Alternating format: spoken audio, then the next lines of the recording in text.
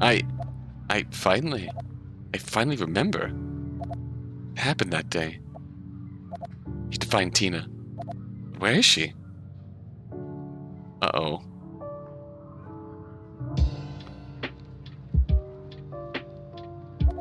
Toilette, do you know where your girlie is?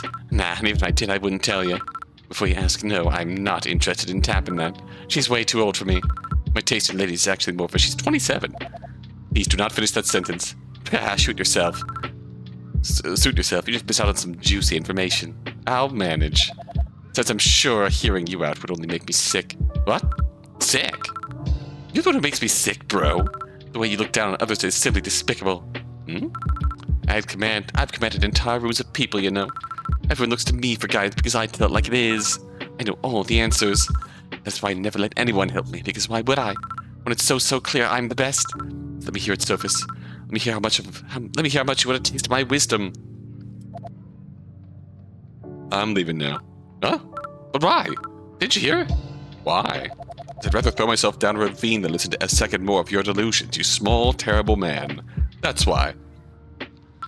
Small? I'm bigger than you. Not seeing it. How dare you? No. You're just trying to rile me up. But it's no use. Oh, I need to punch something. Hey, Borgelind, get over here. Some people are just beyond help, it seems. Sophus, I see you've returned once more. How unfortunate. Do you know where Tina is? Your half has gone missing, has she? Shut up. If you know anything, you better tell me. Now. Don't test my patience, you pathetic old man. Spew all the venomous threats you like. It won't change a thing. If one disrespects a mistress, well, it's only a matter of time until one must pay one's dues. What in this case referring to? I get it. You're saying Remm did something to her. Perhaps. Now, if I may be so bold as to offer a suggestion, a friendly piece of advice, as it were, know your place. Machinery, whether by human design or divine, cares nothing for your emotions. Only results, Sophus, so don't bite the hand that feeds. And what has that approach to life gotten you, Guard? Has all that money, all those achievements earned by exploiting others keep you warm at night? Here, in the endlessness that is the afterlife. Someone like you could never understand. So with all due respect, go to hell. Oh, I'm definitely going places, my friend. Where and when, however, is for mistress to decide.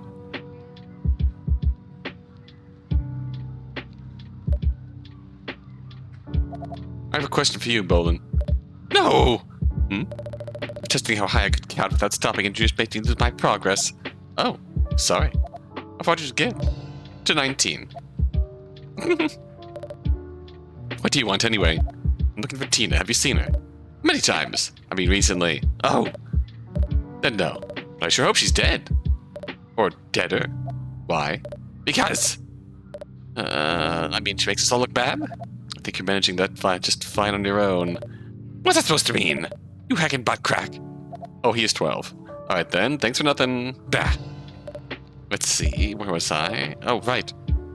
42, 8, 99, 195, 807,882. Well, it is clearly insane, or at the very least close to it. No, I just feel like he comes off like he's 12. Like he's a edgy, silly 12-year-old. Like with Guard and Toilette, part of me actually feels sorry for him. Well, talking to those three didn't exactly help much. I still have no idea where Tina is. Was Guard right? Did Remm do something to her? Damn it. I need to talk to you.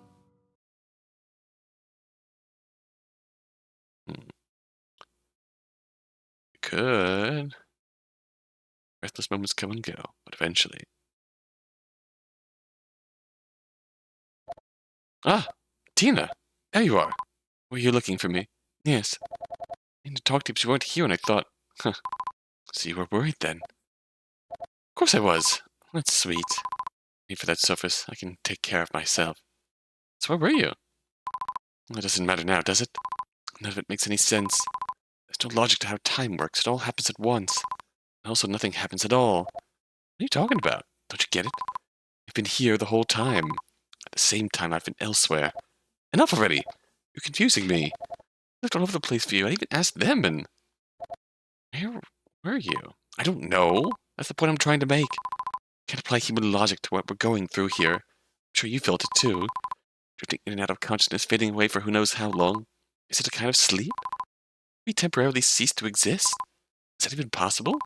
Dying when you're already dead? I don't know what to say. Sorry. I had to think out loud when the existential dread of being here overwhelms me. No need to apologize. If there's anything I can do to help. No, I'll just move past it. Sure. So, you wanted to talk? Yeah, that's right. I remember, Tina. Everything. This about the duck again? Yes. Earlier you said that the more people learn about you, the less they respect you. Mm-hmm. Thanks for reminding me of that. Please, hear me out. Right, sorry. Focus now. This is one of those moments. I'll tell you something that, to be honest, it's probably going to push you away. Don't want that, but... Fair warning, I've heard many questionable things and I'm still standing. Besides, you don't have to tell me. I mean, if it's too hard. But I do, Tina. I do have to tell you, because if I don't, I'll... what? Sorry. I'm asking a lot of you, but please, will you listen to me? Of course I will. I'm telling you, the duck is... The glitch text all but confirms in my mind that the duck is not a duck. Thank you. So, looking at me now, it's probably hard to believe, but in life I was a military captain. I was involved in a deadly, drawn-out conflict which my unit was tasked with saving civilians by escorting them through enemy lines to safety. I was successfully done so many times, and as a result I had perhaps grown a bit overconfident. He warned me that picking up these two would be pushing it. That we were pressed for time already. I just had to try. Careless in that weakened state of mind, I told our driver to take a risky shortcut. Doing so, we ended up approaching a newly constructed outpost, previously unknown to us. I knew that us men could probably fool the soldiers stationed there. We disguised as in other means prepared for such situations. If they were to find out about those two, our cover would be blown. So if there were any suspicious sounds, they'd shoot you all. Yes, I did my best, but... What? We're approaching an outpost. If I find out if they were on this vehicle, they'll... Damn it, don't you think I know that? What do you want me to do? To make the call, Captain. That's... You know what has to be done. I refuse. Can't make this woman kill her own. I didn't want to make the decision. I didn't have a choice, Tina. I didn't have a choice. The baby is crying. Name, silence your duck. I can't. He's... I'm not gonna say it again, ma'am. That damn duck doesn't shut up, we're all dead. But I can't, ma'am. This is an order. Smother it if you must. No. You can't make me. Please. He's only a... Yep. He's only a baby.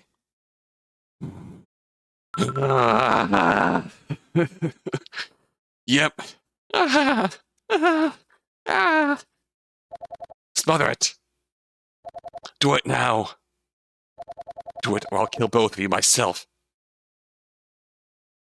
Holy fuck. Everything fell silent. Kind of silence you can cut with a knife. Our cars drove slowly past that dimly lit outpost all the way back home. And we never spoke of that day again.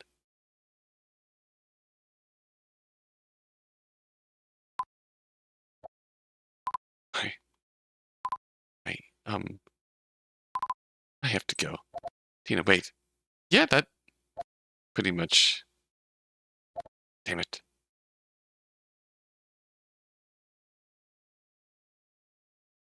Meanwhile, somewhere else entirely. Now of all times? I sounded so confident before, but I'm still not sure what to do exactly. I mean, I think I know, but... oh boy, what a pickle. We'll turn everything back and give the old Ezrebeth thing another go? Based on Sophie's reactions and stuff. Maybe that's the kind of ending humans would like for her. Huh? But I can't. I'm silly and dumb because my bro already got the real Ezreal. Can't exactly grab her from purgatory, but things just don't work that way. So what I do? Ah, I know. There's someone who can help me. Someone who has her whole life ahead of her.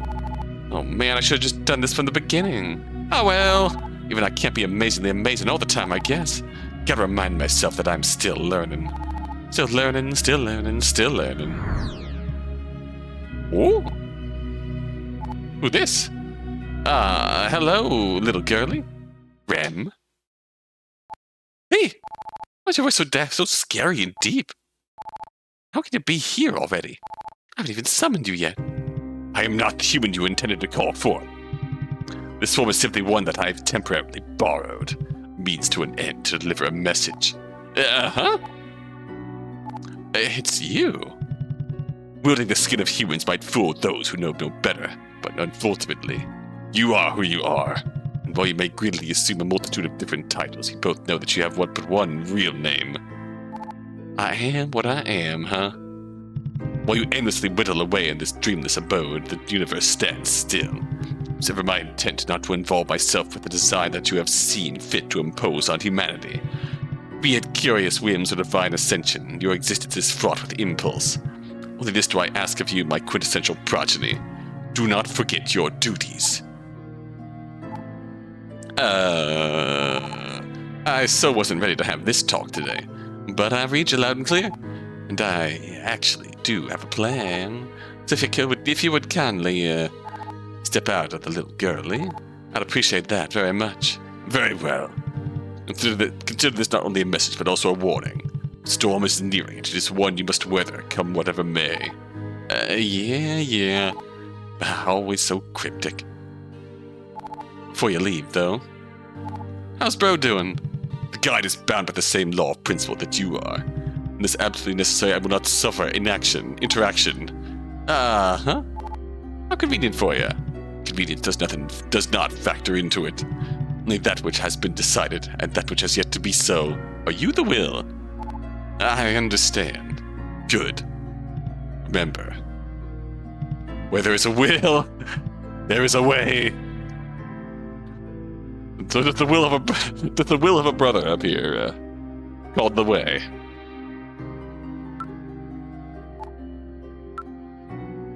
Hello? That was a terrible joke. Goodbye. Hi. Are you still there, big man? Huh? Don't be silly, my lady. I'm not big, nor a man. I'm just a little girl. Goody. What's your name?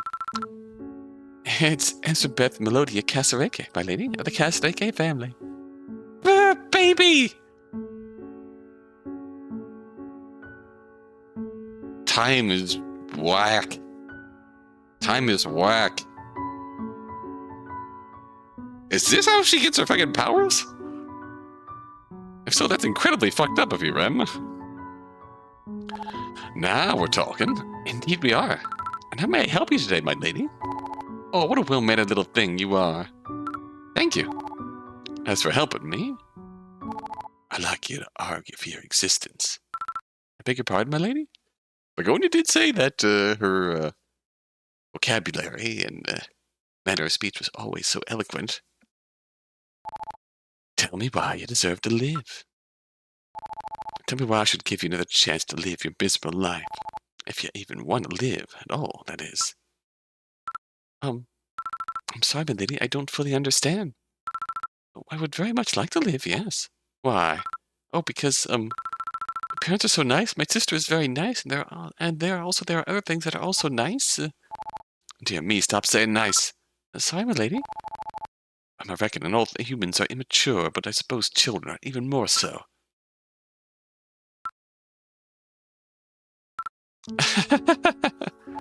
What? You're funny, my lady. You think so? Yes. I'll tell my family about you later. I'll bet they'll think you're funny, too. I'd like that. No, wait, what am I saying? I'm not here to befriend any humans. At least not you. At least not now. I'm here to make things right. Or am I? Dang it, little girl, you got me stumped. What does that mean? It's when you confuse someone. Ooh. Wow, my lady, you're a good teacher. Teacher? Been a long time since someone called me that. But enough is enough. Let's decide something now. I need to ask you one more thing first. If you knew that your whole life was going to be hard, and I mean like really hard, would you still want to live it again? You know, when it's all over? My lady, that's a weird question. Do you like chocolate? I'm the one asking the questions here, kiddo. Yeah, but do you? I suppose. When you eat a real tasty piece of chocolate, it's super yummy, right? Then when you've eaten all of it, you're sad that it's over, right? So don't you just wish you could eat it all over again? You could just buy another one. No, don't be silly, my lady. If I do that, I'll get full. Then I'll feel bad and not want any more chocolate. I could eat the same piece again, then you'd enjoy it just as much as the first time. Yeah. Wow, that's really poignant. What if you can't find any chocolate? What if the chocolate's just actually like a big, massive cake of dog food or something? Something real awful and rotten and there's always chocolate. You just have to look for it, milady. Sometimes you have to look really hard. Like in Mama's secret drawer. But it's always worth it when you find it. You're an impressive little girl, even though you aren't real. What do you mean, milady? Nothing. Well, thank you, Ezri. It's Ezrebeth. Shh. I'm about to have a moment. Ezri, I've made my decision. It's gonna take a lot out of me. Not even have to use some special resources. I'm making it happen. I can't bring you back from purgatory, but I'll make something new. Just for you. Okay? I don't understand, but that sounds really nice. You're nice, milady. That's what I keep telling everyone. They don't always believe me, though. Well, then you have to believe in yourself. Remind me of someone, you know? Oh? There's a special little boy who adores me. Wish I could spend more time with him, but there's so much else I have to do. Can't you do... Special little boy who adores me. Oh, I know who that is.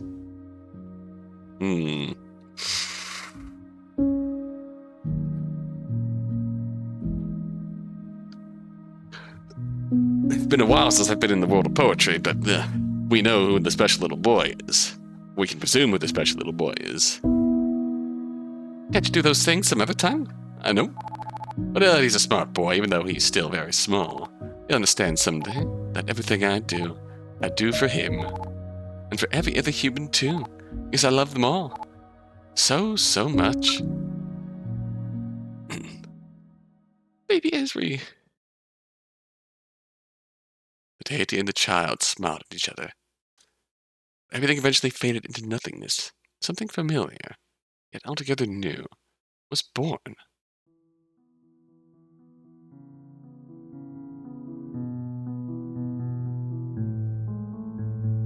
Ezrebeth's happy book of memories.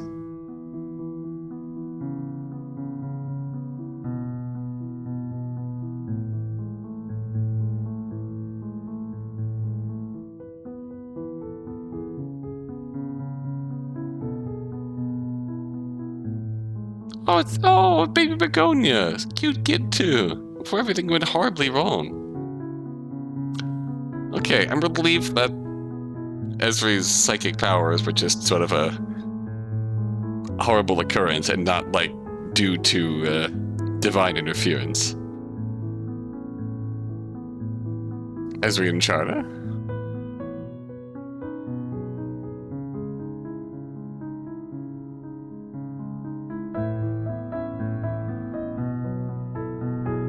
Oh.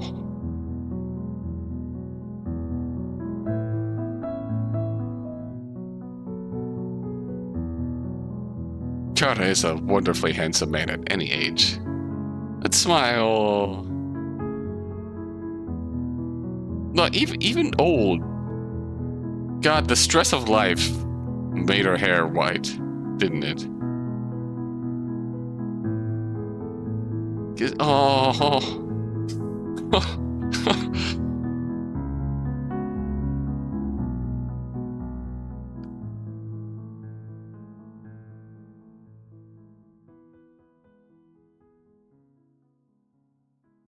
Fuck, why am I getting emotional?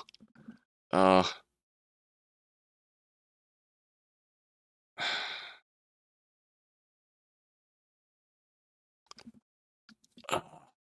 hey. What's... Did I drift away?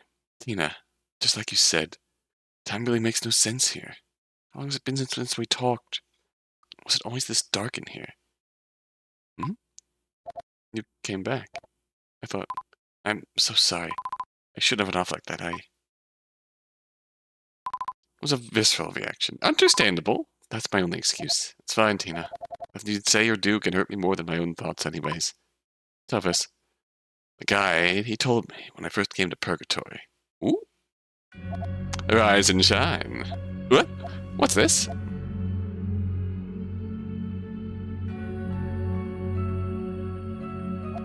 I dreaming?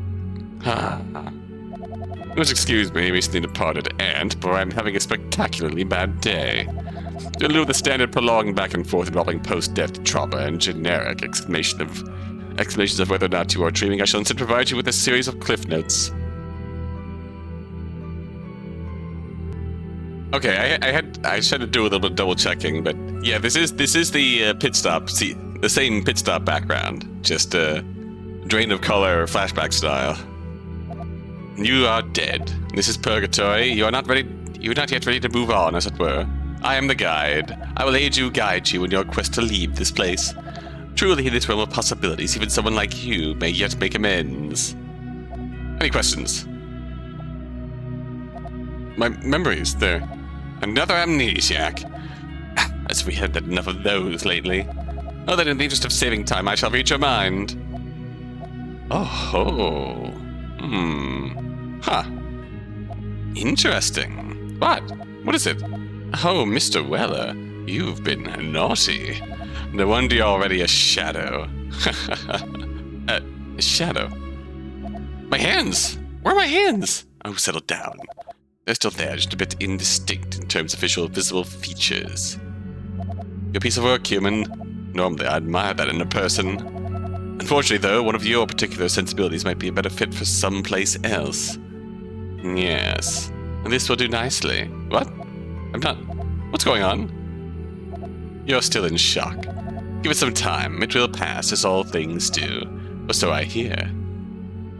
Mr. Weller, as befits my station, I will leave you with some advice before sending you away. Amnesia can be caused by myriad different reasons, and the set shape of the condition is infinitely varied. For some, one's mode of death, if sufficiently traumatic, can do the trick. But for others, the culprit may be referred to as repression. I'm not following. In layman's terms, I know that you still remember. You're simply playing a fool's game. Open your eyes ever so slightly, human. Let the truth, shameful and unbearable as it is, set you free. And one last thing. Get your pathetic visage out of my kingdom.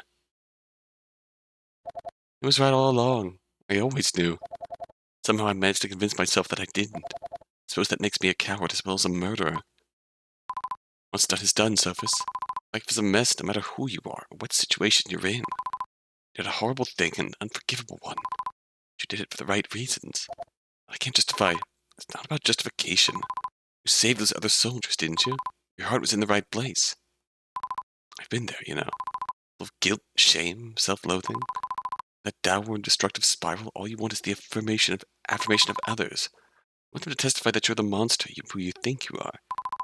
Understanding, kindness, and warmth, it all stings. Such words feel poisonous, barbed. Does any of this feel familiar?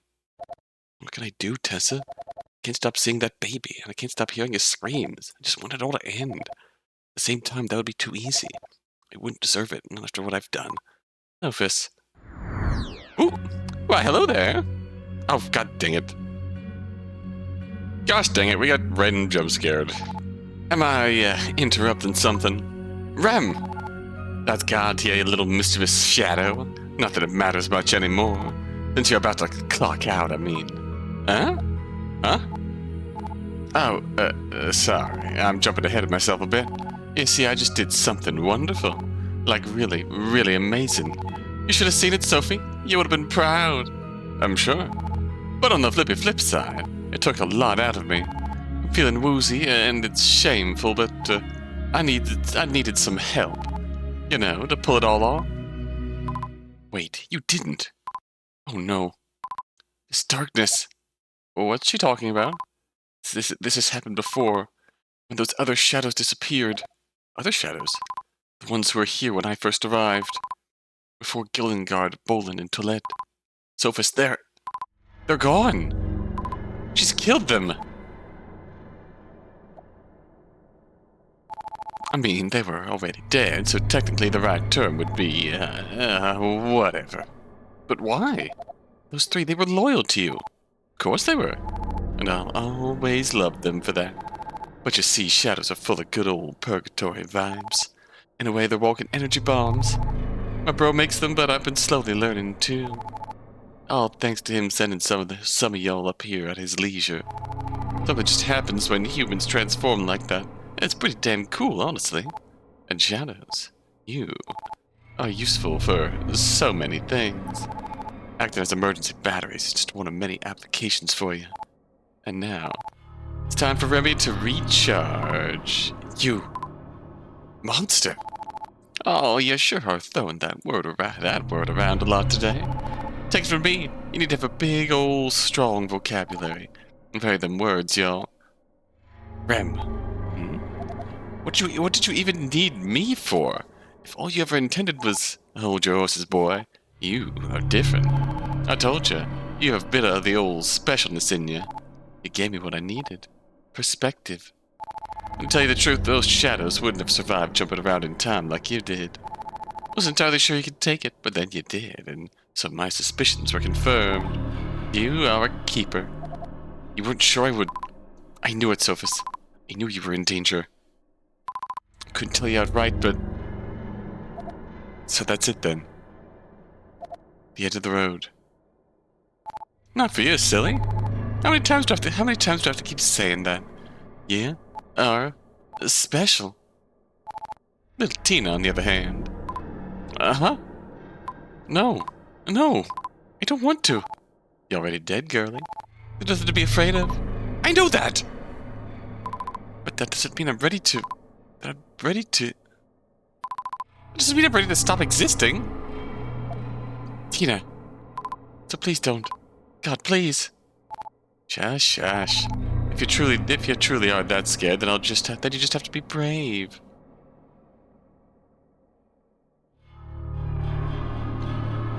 Well, hell, alright. Little human. Don't make a scene and scream like those other three did. It annoys me. No. Enough groveling. Just relax now. Wait. Take me instead. And why would I ever do that? I need you, Sophie. Well, I need me because I can travel with you, right? Because you want to value my perspective on things. If so, I'll simply refuse to help. Could just force you to come with me and then read your mind, you know? But it wouldn't be right. You wouldn't get my honest opinions. My rage toward you would overpower everything else in my head. Don't mess with me, Sophie. Ungrateful, horrible, shit-eating, bitch-faced. Say whatever you want. Guess I'll just disintegrate both of you then. But you wouldn't do that. What makes you so sure? Because I know that you care about us humans in your own way. Don't understand it completely, but you clearly follow some sort of code. The decisions you make are unethical, but you have your reasons. You're not just some genocidal deity torturing us for fun. Or am I wrong? Tell me I'm wrong. God. You. I can't let this stand, Sophie. You're alright, but I can't let anyone talk to me like that. Fine. Little teeny, I'm sparing you. But Sophie, I know. I don't mind. I'm ready. Sophus, wait! I can't let you do this! I can't carry the guilt of someone dying for me. It's too heavy, Tina, it's okay. I told you already. I want this. If it means saving you as well, then that makes the deal even sweeter. But, you know, back then, I'd What finally pushed me over the hedge was my subordinates called out that I could have been a hero. The fact that I could save them gave me a shield to hide behind to justify what I did. That's how I always rationalized it. But that too was just an excuse. This time, though, it's real. I can save someone. I can be a hero. So please, Tina, even though I may not deserve to be set free, let me do this. Sophus, thank you. I'll never forget this. No matter how many lives I live or deaths I die, I'll never ever forget you. I promise. I'll hold you to that. I'll hold you to that. Man, losing someone special really hurts. Pull it together, Remy. You can do this. Be strong. Sniffle, sniffle. Any last words, Sophie? No.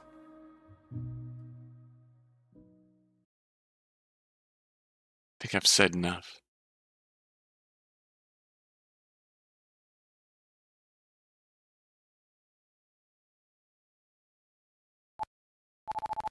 This isn't how things were supposed to turn out at all. Dear Sophie going kaboom like that. I did something so great for Ezri, and somehow I'm the villain. Shadows weren't happy at all for me, even though I pushed myself so hard. To believe I even gave them the honor to assist me.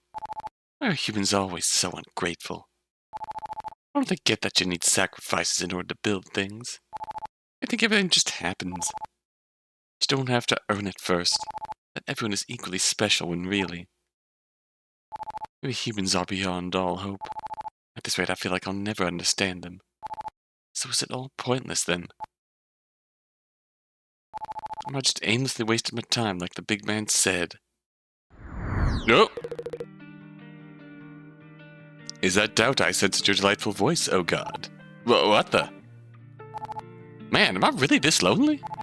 Is talking to myself the only alternative left? Perhaps so. Yet perhaps not. Used to have a saying, only I, myself, am good enough. By which I mean that there may be others for you to converse with, but why bother with anyone else? After all, the greatest of I, that is to say you, is unmatched. You're making my little noggin hurt. Clarify that only means that you are making your own head hurt. I get it? I get it. And I get why I'm seeing you too. When I was still you, everything felt so clear. I knew what I had to do. Always. But it's doubt. Time has come for you, both of us, to revisit my garden. Simpler days when your mind was much less clouded by humanity's plight. Time when me, myself, and I reigned supreme. Before the human strain imposed on you by that wretched girl began to sully us. I really do love humans, you know. I'm not just saying that. As do I, in my own way. However, love is fleeting, boundless, not constrained by a single definition. Is it not possible that you've been led astray, if only a bit? You got some nerve talking that way about me. You're lucky you're all in my head. Otherwise I'd claw those pretty little eyes out of their sockets. Indeed. You may have a point, though. I've been searching for perfection for so long. Even going through time and space to find it. Even asking humans to help me. An obsession for the ages. Something like that. But why? It started with an idea of paradise. Oh? Once I welcomed someone into heaven, more than anything I wish for their existence to be flawless. You see, their joy brings me life. It sustains me. The energy is the only thing that sates my bottomless hunger. And the more satisfied they are, the more complete you feel. Wager it's the same kind of fulfillment I experienced when fraternizing with brilliant minds of my garden, as is my one. Come to think of it, that's always been part of our design.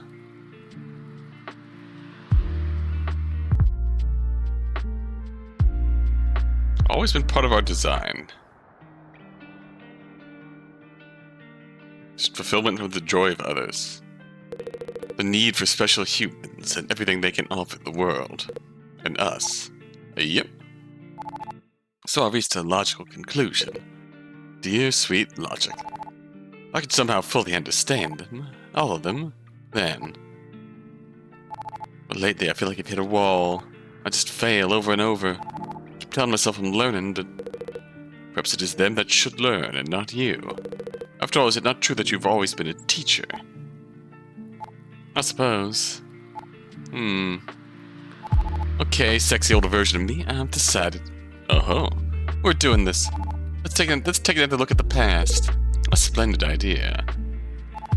Take me to your garden. Axia? Sexy older version of me. I mean, you're not wrong. Doc.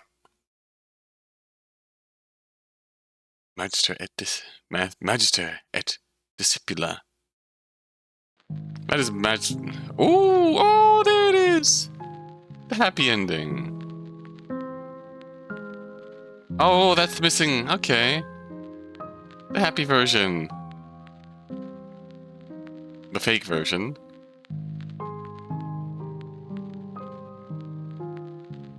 The true version.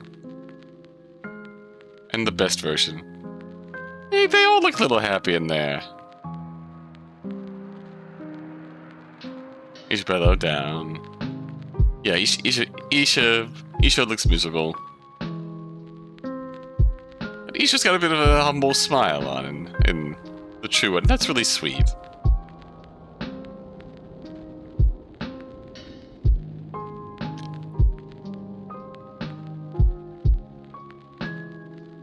Oh.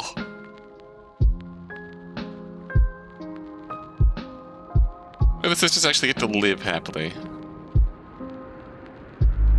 What do we got here? What's that? Casarecce Manor. Bench of Eternal Weight. The duck. And the duck.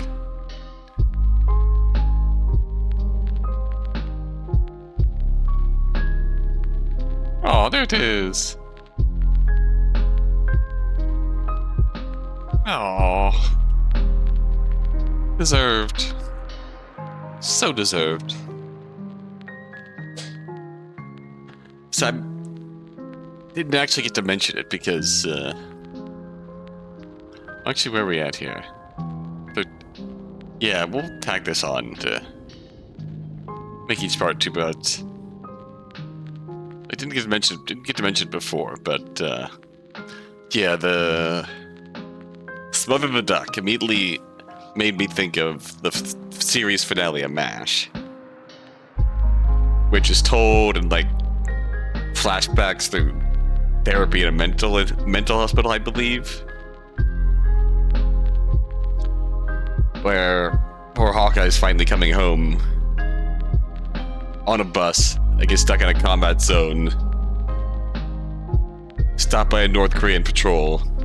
There's a poor Korean lady on the bus with a baby. It's the same situation of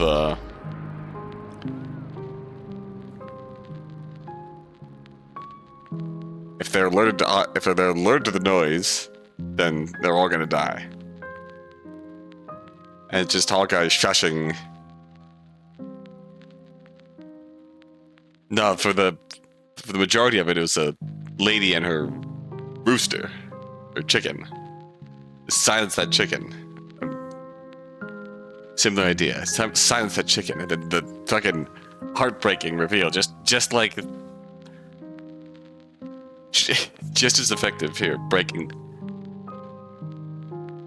the heartbreaking thought of it here,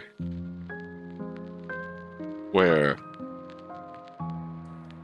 they finally have to admit it, repress the truth, because the truth is just that fucking gut-wrenching. That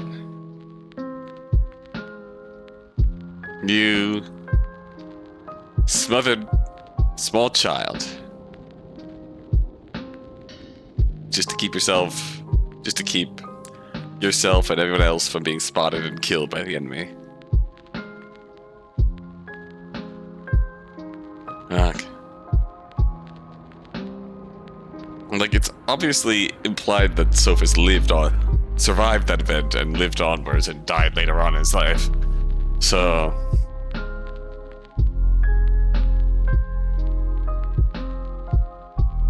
I imagine this is not the first time he's had to process this pain. In any sense, I'd feel like that's the most prevalent way. It just feels quite clear how.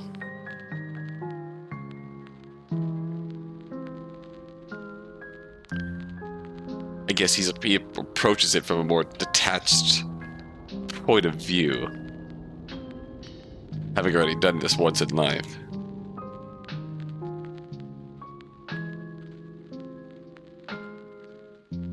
The comment of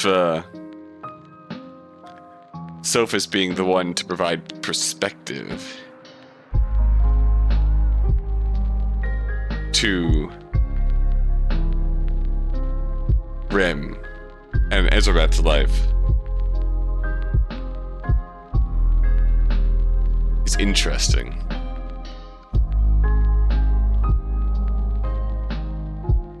Maybe it's just the reflection of a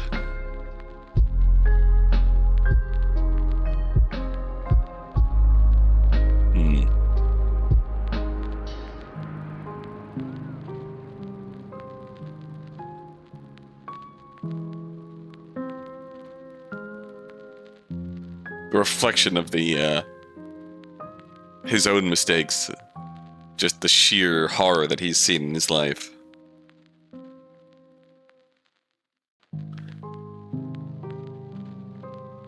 Being in war, responsible for people's lives, and that tents like that. Maybe he looked in there and saw, hey, he's got some real serious mental gymnastics going on inside his head as a shadow now. He's also seen the best and worst of humanity, no doubt. So maybe just that lived experience, not even directly related to his own trauma, but just that lived experience, which is what Remm reads as, hey, you got the perspective to help me judge what the fuck happened in this lady's life.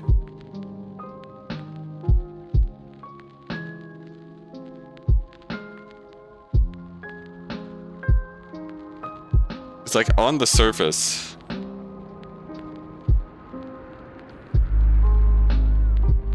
we worked our way through the core memories of Ezrebeth's life, while Sophus is there just providing faint running commentary of, man, that sucks.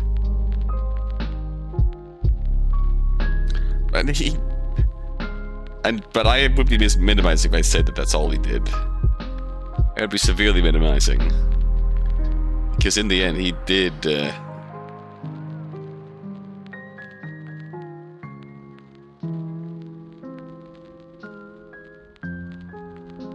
anything, he was in agreement with... Really? We all just sit back and let Begonia lord over everything and just keep them away from Ezrebeth and just completely fucking gaslight her and torture her? We're all just okay with this? Girl was doomed from the get-go.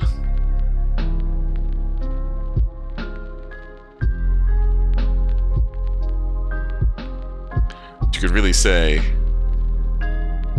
is ultimately Remm saying, man, this shit's spicy, but not thinking enough. But not, man, there's some spicy ass drama going on here, Remm says, but doesn't quite have the emotional knowledge to say it's actually pretty fucked up that someone could do that to someone else.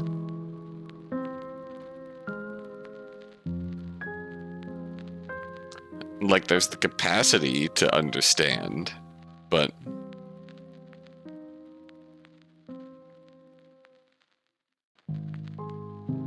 Maybe that's a part of learning to be human, is realizing that, like step one in learning to be human is learning how to observe and try and understand why humans are the way they are, why they do the things they do. And perhaps one of the late steps in that process is learning to understand that you may never truly understand. And the fact that this isn't a problem that Remm can solve clearly baffles Remm to many degrees.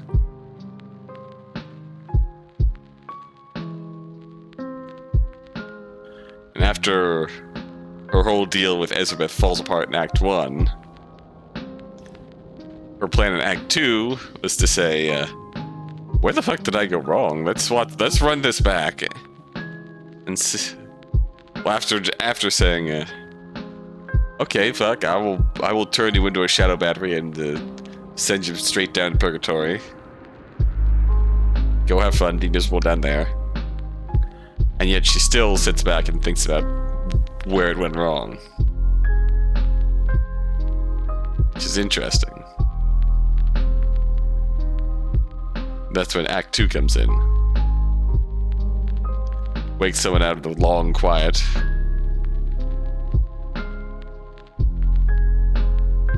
Get some perspective.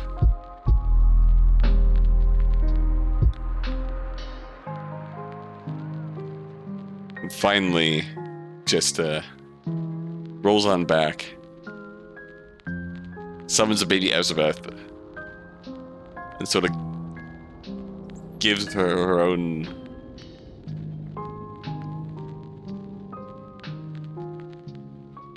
like a fully fledged pocket world for her to live out an actual happy life, which feels like a really insane evolution of the original heaven concept. Just compartmentalized moments you can live over and over again to satisfy your every desire. Alright, so we have more reflection to come. This time on Remm directly, and this mysterious Axia. That'll be next time, though. Until then.